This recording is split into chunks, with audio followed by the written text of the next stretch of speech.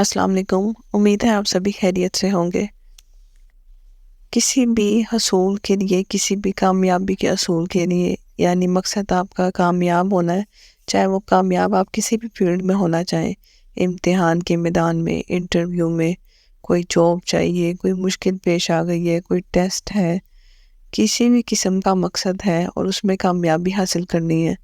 چاہے وہ ویزے کے لیے اپلائی کرنا ہے، آپ کا کوئی بھی دل میں حاجت ہے، مقصد ہے، اس میں آپ نے یعنی اول نمبر سے بہترین نمبر سے پاس ہونا ہے۔ رزلٹ آپ کو بہتر سے بہترین چاہیے، تو ایک چھوٹا سا زبردست وظیفہ اس کو کرنے سے ہوگا یہ کہ آپ انشاءاللہ زبردست نمبر سے یا زبردست جو حیثیت سے نا پاس ہوں گے اور اپنا مقصد میں کامیاب ہو جائیں گے۔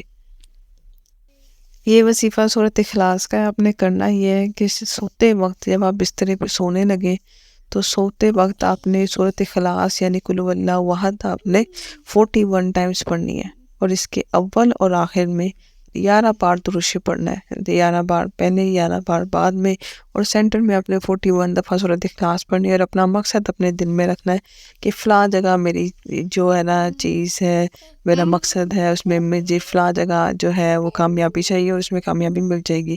کیونکہ جو کوئی بھی مقصد ہوگا وہ آپ کا انشاءاللہ صبح ہی شروع ہوگا، تو آپ رات کو یہ کر کے سو جائیں۔ انشاءاللہ جو بھی مقصد ہے، جس چیز میں بھی آپ کامیابی حاصل کرنا چاہتے ہیں، اس مقصد میں کامیابی آپ کو بہت زبردست نمایاں طریقے سے ملے گی۔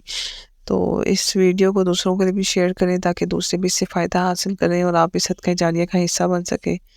جزاک اللہ۔ السلام علیکم۔